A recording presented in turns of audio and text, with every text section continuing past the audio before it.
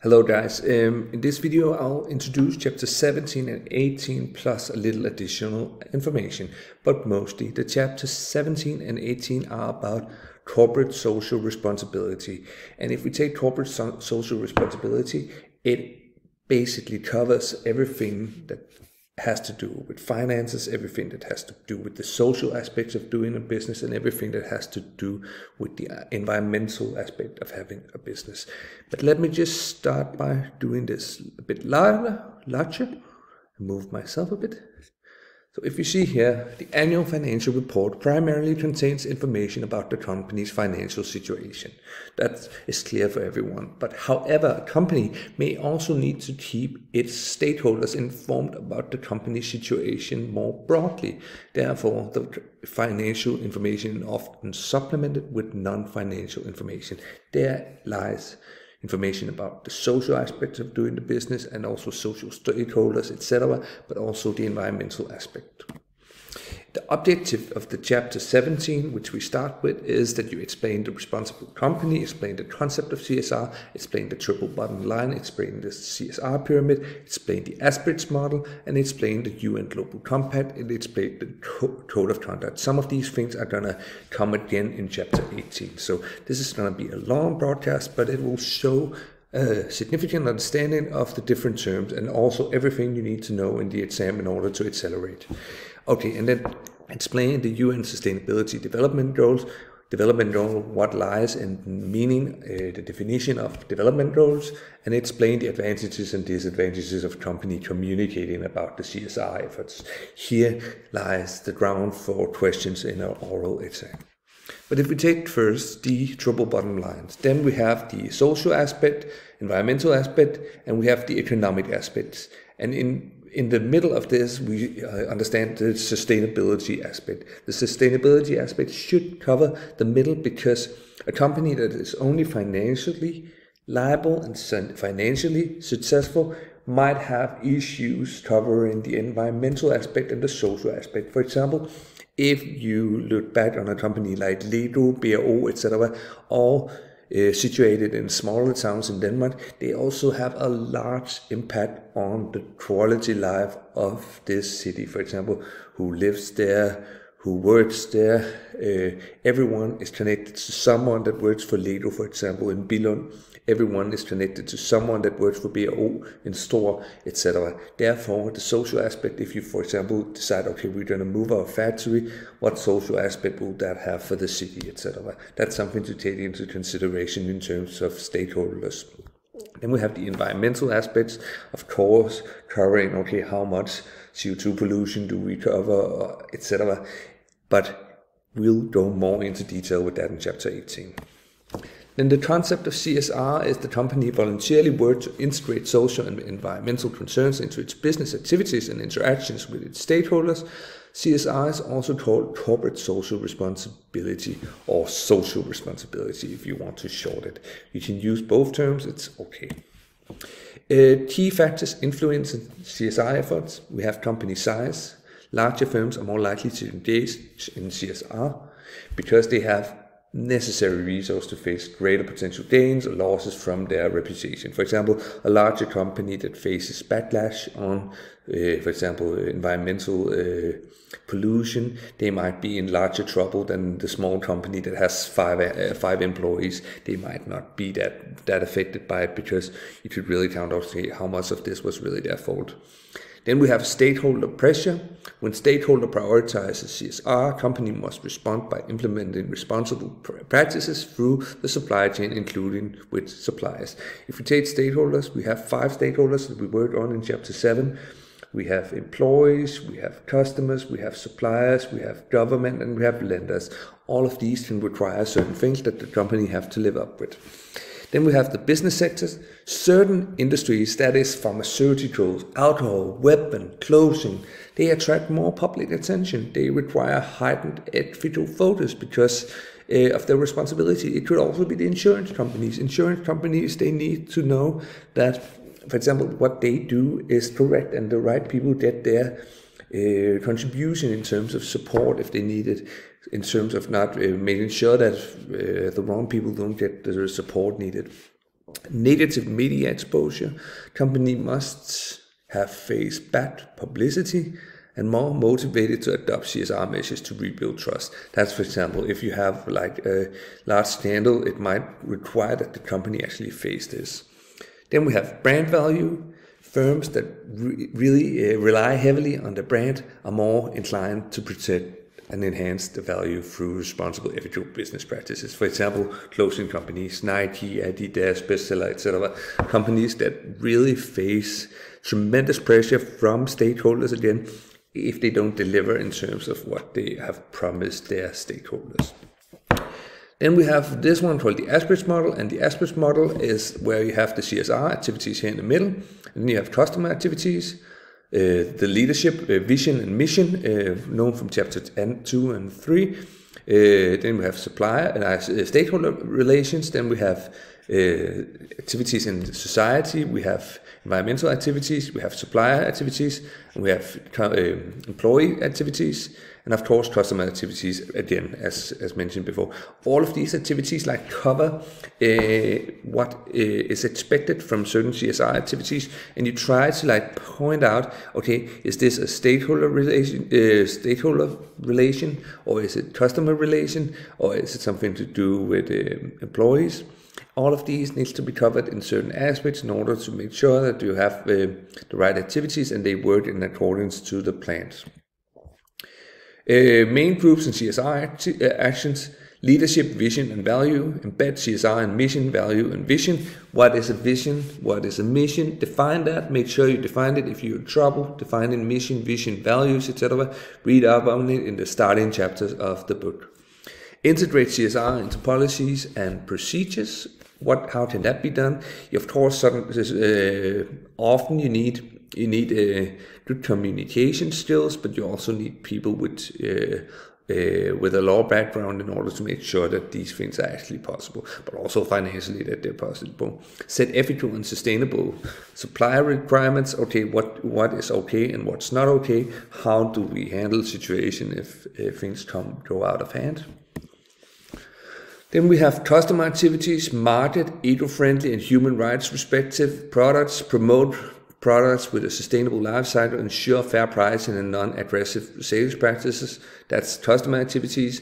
Employee activities, that could be to uphold right to organize and negotiate collectively. That's, for example, pro-union, combat discrimination, ensure equal job access. So if you are disabled, you can get the job. If you have another religious background than most, you can also get a job, etc. Promote equal pay. Equal pay, men and women get the same kind of salary, even though they have different background, different gender, etc. Offer leave option, flexible work and stress support, making sure that employees are taken care of, making sure that employees are taken care of also if they do get stress, that they do get the same, that they do get the support, that they're not fired right away, because it's more expensive to hire a new employee and train the new employee than it is to make sure that the current employees are taken care of and foster a healthy, safe working environment and offer personal support. That can be different from companies to company, but I think you get the point if you think about it. If you think of your own personal job in your free time, what do you get of support, etc. Then there's supplier activities. You agree on fair terms and suppliers with suppliers, that the contracts are taken care of, that everyone are satisfied with what the contract says, that you set and monitor social environmental standards, combat child abuse, child labor abuse, etc. Making sure that you have certain ways to make sure that, okay, if you have a supplier in Bangladesh, you make sure that they live up to certain standards, otherwise you need another suppliers. You might need a partner out there in Bangladesh to help you do that. You might also need someone that can help you in maybe a consulting company. There are plenty of these. Then we have prefer small local suppliers to support sustainable local. That was pretty much what I just said. Environmental activities: encourage environmental awareness and green technology, improve energy use, use green resources and renewable energy, reduce emissions and recycle materials, minimize packaging and use return streams. cut down of transportation for goods and stuff. Making sure that you use the environmental resources in a proper manner, that you think about how much energy you use, etc. Making sure that bringing down the cost on transportation, for example, can actually be a win-win for most companies, because then they also win in terms of making sure that they don't spend too much money on it, but of course also on CO2 emission, it also plays a role.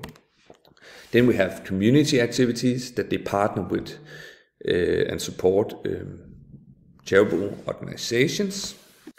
Again, back to stakeholder relationships, you can map it, you can prioritize, and you can engage with different stakeholders, making sure that you have like precise agreements with the stakeholders, making sure that you live up to your responsibility and they also live up to their responsibility in terms of making sure that these things are connected to each other, so that you have like the same ambitions, but you also have the same standards, but that you also both live up to your responsibility. That's important too. And then we have established CSR communication and reporting channels, etc. Then there's the CSR pyramid, and I don't know why I placed it like this, but it should just be without the underscore, but it doesn't matter. But if you start off with, it's most important in the beginning is, of course, that you make money as a company, that you have like a responsibility in terms of your employees, in terms of your, all of your stakeholders, but also, of course, of your shareholders, etc., making sure that the company is actually functioning. If they're not functioning financially, they're not able to create a better working condition for anyone, or making sure that they are not able to be a financial success for anyone. Then there's the lawmaking requirement. Are they actually following the laws both in Denmark, but also in the EU, but also US, China, comparing to, okay, where are they situated? Then there's the ethical responsibility. What is ethical responsibility, and how does that play a role? Why does that play a role? Ethical responsibility, of course, plays a role in terms of, okay, are what we're doing financially okay, lawmaking okay, but if it's considered a bad thing, then it might not feel good. A good example of this is the feud between Jensen's Fiskerestaurant and Jensen's Bøfhus many years ago. It was really a big deal because Jensen's Bøfhus actually won the case, but the public opinion saw them as the bad guy. And then there's the philanthropy. That's always a word that has been difficult for me, but it's definitely, it's considered, if you consider it something that's not necessarily has something to do with the company itself, but it could be to sponsor like an event for homeless people. It could be sponsoring cleanup of the sea. It could be everything where it has a value, but it doesn't have like a direct value for the company. It's something that the company decides to do to make sure that they also work on making the world a better place. Then we have different things that we can look at in terms of creating more value with working with CSR, focusing on the Asbridge model, the CSR pyramid, but more demand for the company's products could be one thing, and another thing could be that they attract investors. Another thing is that they can attract and keep customers. Another thing is that they can get the right employees and they can keep them because they work in a ethical, correct way. That they have cost savings, that they have a better reputation, that they have larger competitive advantages, and they have more societal responsibility in larger terms. If you look at all of these, a company that can say yes to all of these will be more attractive for many, and also in terms of who to work for, etc. Then the real question, is it worth it? Business-driven social responsibility is when there is a connection between the company's activities and it's an expression of social responsibility and its business model. Is it worth it? It might be. In the class, at one point or another, we're going to watch Michael Porter talk about strategic philanthropy. And the idea of that will ring a bell to you, because it will say, okay, we need to do these certain activities, but they also help us, support us in growing our business in a good way financially, but also in terms of reputation, etc. So it should be a win-win-win if we think about the triple bottom line, not just a win or win-win. It should be a win-win-win. Yes. Shitstorms happens. There are plenty of stories in the book. There's a story about in 2013 a building in Rana factory in Bangladesh collapsed. The building was a workforce, and many people, Western company had products produced there, especially Swedish H&M, but also bestseller. The factory suffered a major damage and its reputation among customers after the accident. The accident had a knockout effect on many other textile manufacturers, even though they did not subcontract work carried out on that factory. 1,100 people died, and they were not able to escape, and they just burned. They were just buried alive, and that was not a good story for H&M. Bestseller was just kind of using the same factory.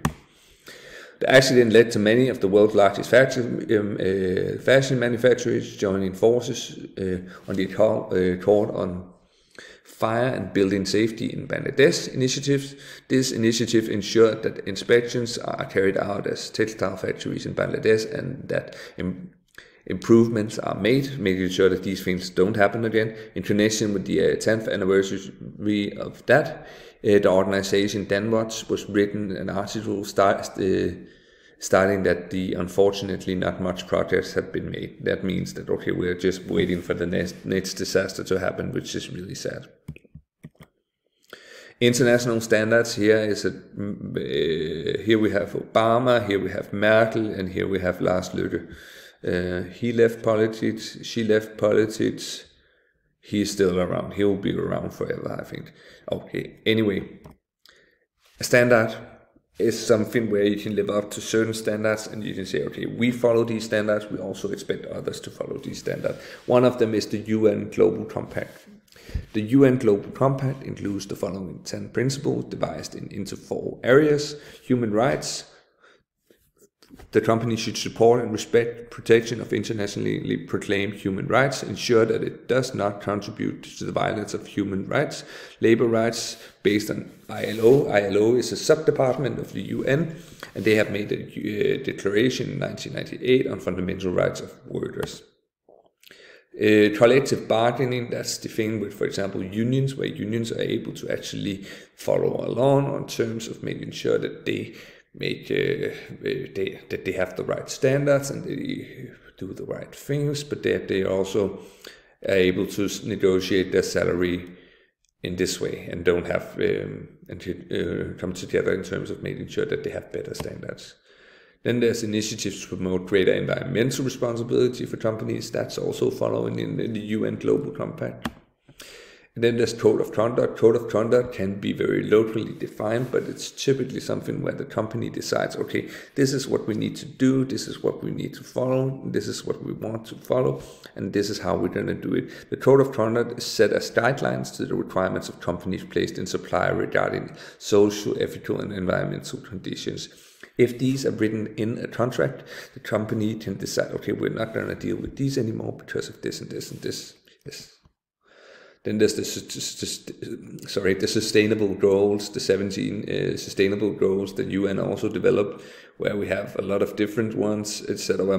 But we can go more in details with that on another occasion. It's just really important to know that they're there and that it's something that companies actively work on to promote, but it's definitely something where we can decide, okay, this might be a good idea for some, it might also be a bad idea for others to focus. There's 17 different that define different areas of business. So, and then there's companies, what do they actually prioritize? the 17 roles. And then there's an example with Rema and what they worked on, etc. And Rema is good at doing this, but of course you can read along in the book if you like to. And then there's the task. But now we continue with chapter 18. And now for chapter 18. And that's CSR reporting and analysis. And the main thing is that you explain the section of 99A, Danish Annual Financial Reporting Act. I'm going to do that in Danish because of the etc. And outline the content of the CSR report, and describe principle in the CSR analysis, conduct the CSR analysis, uses quantitative and qualitative methods, evaluate CSR results. Some of these things we talked about in SO3. So some of the things I'm gonna jump right a bit over, but just explain like the most important things. But if we take the first one, CSR reporting. A CSR report is a published document that provides an overview of a company's CSR activities over a specific period. That could be from 1st of January to 31st of December. It could also be a different period. It just has to be defined what period, and it has to be continued after 1 year, 2 years, 3 years, etc. It is also known as a sustainability report, COP report, or an ESG report. And if we take the ESG, we have the environmental here, the social info here, and the governance info here. Så årsregnskabsloven 99a stykke 1. Store virksomheder skal i ledelsesberetningen modtage en bæredygtighedsrapportering. I rapporteringen skal udgøre en særskilt afsnit, skal der medtages oplysninger, der er nødvendige for at forstå virksomhedens indvirkning på bæredygtighedsspørgsmål, og hvordan bæredygtighedsspørgsmål påvirker virksomhedens udvikling, resultat og situation. Virksomheden skal oplyse om den proces, der har været gennemført for at identificere de oplysninger, der er modtaget i rapporteringen. Det er jo rimelig bredt skrevet det her, men lad os lidt gå i detalje med det. Men so in accordance to 99A, a company's sustainability report must disclose business model and strategy, sustainable goal, leadership role, sustainable policies, incentives, like information on any incentive schemes related to sustainability offered to management members. So, okay, what is it actually that we provide the management? How is it that we decided, okay, we're going to cut down on the use of water or the use of electricity? How are we actually ranking these? How are we actually doing this precise? And then there's due diligence, details on due diligence procedures the company has performed concerning sustainability topics. And you might ask, okay, what is due diligence? And due diligence can be many different things, but it is kind of to make sure that you do your research properly before you start investing, making sure that you, for example, check, okay, do we have the right financial strength to do this investment? Or do we have what it takes in terms of making sure that the initiatives that we suggested in our CSR report is actually something that we can live up to, etc. And that's and it could also be, are we actually following the law? It could be many different things. Due diligence cover these things. And then there's the key risks, identification of main sustainability risks, including critical dependencies. Do we have any dependencies or certain things that we need to take into consideration before we suggest certain things? And then there's relevant indicators supporting the above points. That could be many different things, but you can also read more on that in reports later on. We are not in virksomhedsøkonomi B going to go much in details with these things, but it's important that you of course know, okay, what is a sustainability goal, what is leadership role in the management, and what is due diligence, just broader terms that would be required. Then we have dual maturity implies that maturity must be assessed from two perspectives. How does the company affect the outside world, and how does the outside world affect the company? So if we see here, how is it impacted maturity and financial maturity? So in terms of making sure that what we do as a company is not just good for us, but it's good for the company. It's good for the outside world. Sorry. Then there's the double maturity. If we continue with that, impact maturity, financial maturity, etc. We can talk about this for hours, but if you want to know more about it, read it in the book. There's a couple of examples. Then there's the CSRD directive from the European Union. And it's interesting because the CSRD is an EU directive mandating sustainability reporting for companies aligned with 99A. So it's aligning with the requirements from the Danish state, and it's something where the company needs to follow these. Then there's the key points from it. From January 1st, large listed companies with over 500 employees must comply. From 2025, other listed large companies class C are required to report. Remember these C, D, B, and A. This overview is in chapter 11 if you want to read up on it. It depends on, of course, size of company, turnover, but it also looks into how many employees do we have, etc. Then there's the voluntary adoption by medium-sized companies driven by strong sustainability agenda. Often suppliers to large companies obligated by CSRD, necessitating data reporting and adheres in international standard. The reason why the language becomes so crypt is because it's taken from reports, translated, etc., and that's why it sounds this way. Often suppliers to large companies are obliged to do it because the large companies, they want the stakeholders to actually deliver on these things in order to be to run a business with them. The CSRD is expected to play an increasingly significant role in corporate reporting and governance in the coming year. Then we have the United Nations Global Compact, and they have certain things that they are required to do if you want to join the UN Global Compact, and that's a CSR statement on terms of or equivalent, expressing ongoing support for the UN Global Compact, describe the initiatives that the companies are doing, measurement of results, so they need to precise measurement. And if we talk about measurement, we talk about quantitative data, not qualitative data. And the CSR statement, what could that stand for? What could be in that? To stand together globally with high ambition for a just and green transition to net zero future. That could be one of them. And that's really, really broad, because this is also one of them where you can't say no to it, because who would say no to, okay, we don't go, we don't, this is not our ambition. Our ambition is to do the opposite. No one would say that today.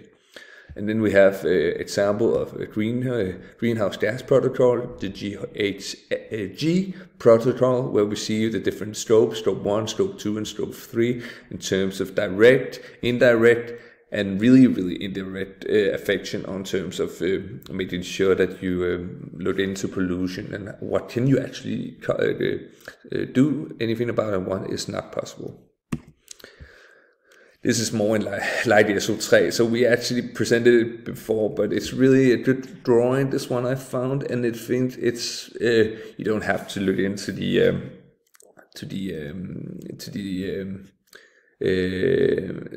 details much, but it's just that you think of scope 1 is us, scope 2 that's someone out here that we have contact with, and scope 3 that's someone we can't control that. And using this can help companies in terms of making sure that they actually think of, okay, what do we do and what do we actually look at? One of the backgrounds of actually providing these details, but also for a company to actually actively choose to provide these details, is that the company becomes more aware of, okay, how much do we affect the environment and where can we save money? Because all companies are looking at, okay, where can we save cost? Can we do it in the terms where it also makes the environment better? Then I like it, yes. Then analysis of CSR report, we have quantitative analysis method, and we have the quantitative and qualitative. Qualitative and quantitative, this type is also quite good. The drawing answer why questions. Quantitative is answer how much. Simple words in qualitative, number statistical results in quantitative. So observe and interpret in qualitative, and measure and test in quantitative, and grouping of common data, non-statistical analysis and statistical analysis. So it's more, I think the best one is the first one, where you answer why in the qualitative, and you answer how much, how many in quantitative. So just remember that, and the drawings is actually also quite good. Then we have analysis of environmental climate, and then we've looked at a company's environmental activities can be diverse, as is illustrated in the Asbridge model of CSR in the previous chapter, which I talked about 10 minutes ago. In many CSR reports, environmental action are measured using quantitative key data such as energy consumption, water consumption, use of raw material, air emissions, water emission, waste management, energy saved, etc. These things are certain things that the company should include in their report, but also something where we have certain requirements. And then in addition to quantitative metrics, companies can often include aspects using qualitative data that may include sustainable use of reports, describing practices like making interviews with employees that work on certain things, making sure that it's told, this part of the story is told, so it's not just pure data, but it's also that you talk to each other. Analysis of social aspects, social key figures, workforce demographies, employees turnover rates, how often do we need to hire new employees, do people keep their health and safety, do people often get sick, and if they get sick, is it longer? Training and development, hours of training per employee, participation rates in the educational programs, employee satisfaction, and community investment. A lot of these things can result in a lot of different things, but it's things that the companies needs to think of if they want to keep happy employees. And happy employees also tend to perform better, tend to be less sick, tend to make sure that the activities that they do are appreciated by most, of course, not by all, but yes. And then the qualitative data that you ensure that you have certain understanding of what's happening, and that you have dialogue with different stakeholders as different employees, making sure that you know how things are. Analysis of corporate governance, anti-corruption and bribery, management, age and gender, management compensation, reveal how leadership is incentivized, potentially affecting alignment with ethical practice, long-term goals, number of employees trained in anti-corruption and bribery. There's a lot of things that needs to be considered here. Then the new, that was from the next one, and number of executives trained in anti-corruption and bribery, conducted awareness campaigns, number of complaints, inquirement via whistleblower and hotlines, number of suppliers screened for corruption risks, etc. Now it's time to work, and I'm just going to try to explain what the task is about. It's about CoBear, and you need to select the report from CoBear, and the report can be found here. You have to set up argument tables, so you have to make a claim. If you made a claim that's that you have the right to do something as a company, that you have the right to do a certain thing in terms of making sure that, okay, we need to do this with production, we need to do this with production, we need to do this with production. It's pretty clear when you read the report that they use that type of word in terms of how they decide to do it. The next one you need to look at is the evidence. What evidence do they have? That might be in the CSR report. That might also be something you can find a bit of information about from other parts. So evidence, that's that part. And then the last part, justification, and that's the one that's called hjem in Danish. And that's pretty much there's like a law that provides like the foundation for what you are doing. That could be, for example, that there's a law that make sure that you follow along to the CO2 emission standards, or that you follow along to the law abiding in terms of how you treat your employees, how you make sure that employees diverse board of directors, etc. It could be many different things, but look at it, read the report, and then find places where they look at these things. I know this can be a bit more tricky, but it's still interesting. And then try to identify 5 claims. If you can't identify 5 claims, try to identify 3 or 4. 2 and 1 would be a little because you need to present it. And then you need to document the claim in the claim column. So you need to like say, okay, here we have this. And then you have to support argument of the data in the evidence. So you need to think, okay, we have this claim and we have the evidence here, and then last evaluate. And this is where it becomes tricky, but also a good assignment if you want to show that you understood it. The justification, so the Hjelm, what type of law is actually used in terms of doing that.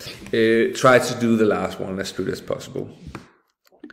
Then I've added a bit of things, so try to analyze economic relevancy. So try to add some figures, assess how the claims and arguments are related to the company's financial outcome. If you can, try to justify it. And you try to use data from chapter 17 and 18 to discuss key quantitative metrics, such as energy savings and cost efficiency, and qualitative insights such as reputation or stakeholder trust. Is there anything you can find in the report, or is there anything you can find things in articles, etc.?